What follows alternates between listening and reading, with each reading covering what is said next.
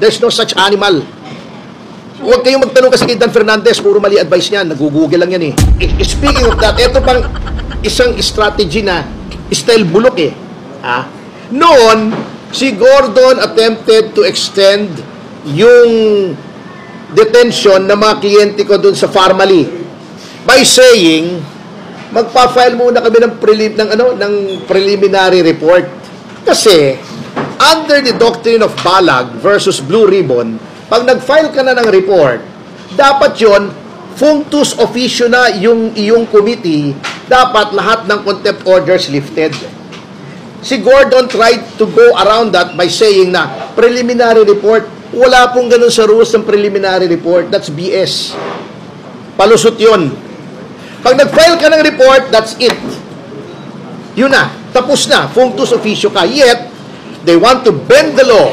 They want to disregard the law for their own purposes, for their own political purposes, by saying, preliminary report pa lang ito, hindi pa ito yung final report. There's no such animal. Huwag kayong magtanong kasi kay Dan Fernandez, puro mali advice niyan. Nag-google lang yan eh. So, sir, possible to ba Supreme Court?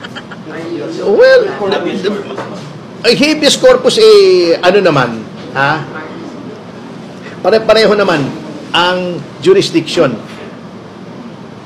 May pwede ang RTC, pwedeng CA, pwedeng Supreme Court. Wala sinasabi ko hanggang kailan. Yun nga ang mabigat eh.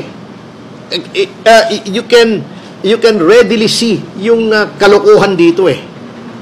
Kumusta naman po, sir, si Cassie? Kasi parang noong November, nagsasuffer daw po siya ng mental breakdowns and I would not be an expert on that.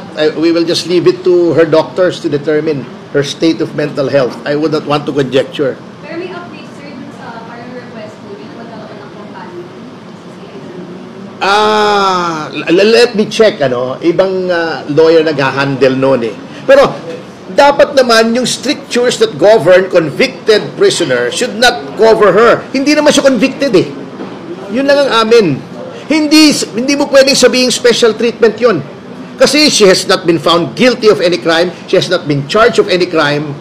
Her only crime, if you may call it that, is to exercise her constitutional rights to remain silent and against self-incrimination. Para sa mga Quadcom, crime na yun eh. Basta hindi nila marinig yung gusto nilang marinig, crime na yun, contempt ka na. Yan ang kawalanghiyaan yung mga Quadcom. Alam nyo, magkakarma yung mga yan, maniwala kayo. Kita nyo nangyari kay Gordon, olats.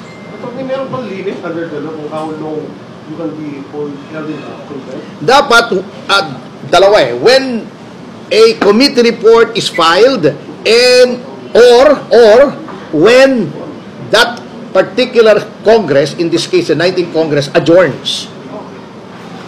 Magpa-file doon sila ng report, that should be the end of it. Pero tinatawag nila preliminary report. Ano ba ng klase yun? Palusot yan eh. At obvious naman. So unlikely, sir, that you have to spend years behind in detention. In theory, until it adjourns finally next year. So, hindi mo naman pwede i-keep yan indefinitely. Wala na yung Arnold versus Nazareno na doktrina. Tapos na yun. Hindi pwede. Overturn na yun. Kasi kalokohan naman eh. I-hold mo indefinitely without even a crime. Just because hindi ayaw gawin yung unang, either hindi magawa, physically, katulad ng mga documents, wala siya, or hindi pwedeng gawin legally because of constitutional rights.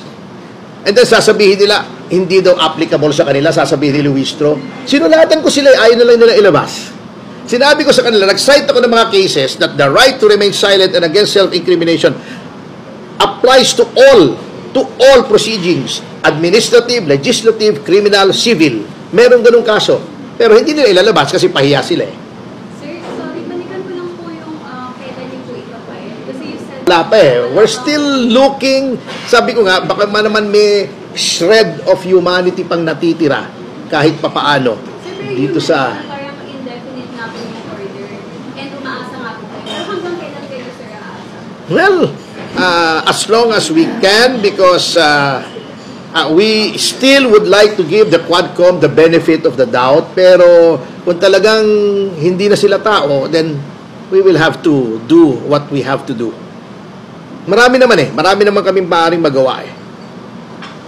wag po silang mag-alala. Baka akala nila ngayon ay namamayagpag sila. They should remember that saying, the wheels of justice grind slowly, but they grind exceedingly fine.